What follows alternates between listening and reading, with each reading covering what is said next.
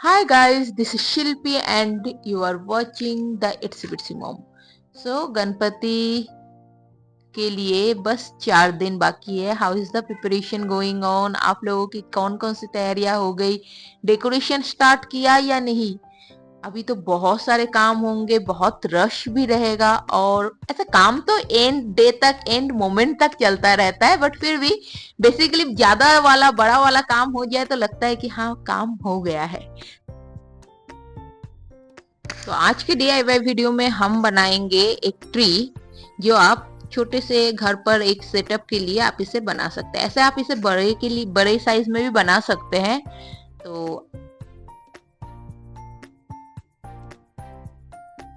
जैसे जरूरत है, रिक्वायरमेंट के अकॉर्डिंग आप कर सकते हैं. तो बेसिकली हम बनाने वाले हैं एक ट्री. तो जो ट्री है, ट्री के बीच में जो सपोर्ट के लिए मैंने क्या किया, एक डंडे को सीमेंट के कप में रखकर पूरी रात सूखने के लिए छोड़ दिया, ताकि जब तक सीमेंट पूरा हार्ड हो गया. फिर मैंने लिए ढेर सारे पैकेजिंग मटेरियल. ऑनलाइन शॉपिंग, ढेर सारे पैकेजिंग मटेरियल आते ही है और अभी तो फेस्टिव सीजन में कुछ ज्यादा ही आते हैं. तो उन सभी चीजों का जबरदस्त मैं यूज कर रही हूँ. सारे पैकेजिंग अमेजोन, मिंत्रा, सभी के पैकेट्स को मैंने रोल कर करके मेरे जो ट्री है ना, उसको मजबूत करने में लगा दिए हैं. ये देखिए इस तरह से.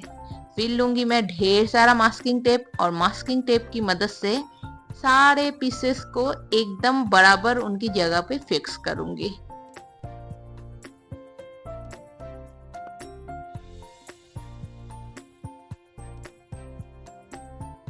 अभी बेसिक स्ट्रक्चर तो बन गया, तो चलिए इसको कवर करते. कवर करने के लिए मैंने लिए हैं टिश्यू पेपर, जिनको मैं पानी और फेविकॉल के मिक्सचर के घोल से चिपकाने वाली हूँ.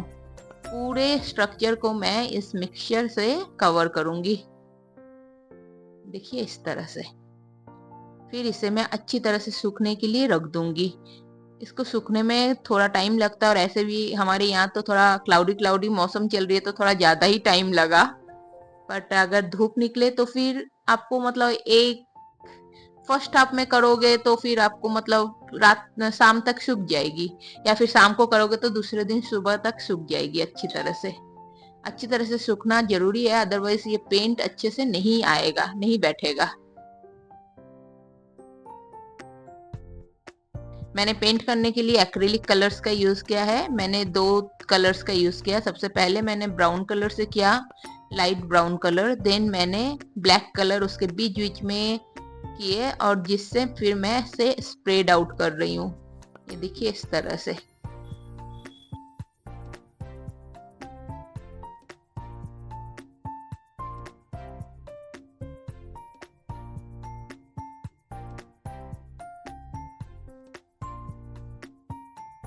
तो हमारा ट्री ऑलमोस्ट पूरी तरह से पेंट होकर रेडी हो गया है. अब बारी आती है इसको थोड़ा सा डेकोरेट करने के लिए.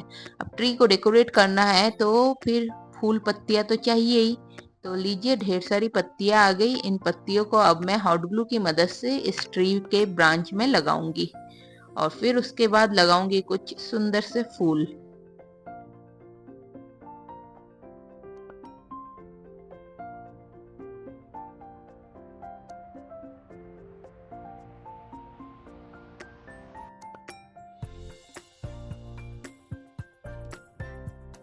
तो लीजिए, हमारा ट्री का ब्रांच पूरी तरह से डेकोरेट हो गया.